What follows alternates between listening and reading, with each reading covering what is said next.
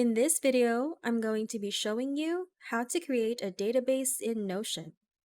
In Notion, we have two kinds of databases, the full-page database and the inline database.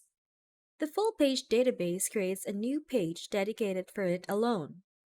To create a full-page database, press the slash key followed by DA and choose Full-Page Database. And there it is.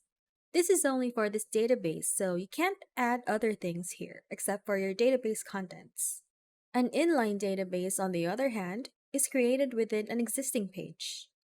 To create an inline database, press the slash key followed by DA and choose Inline Database.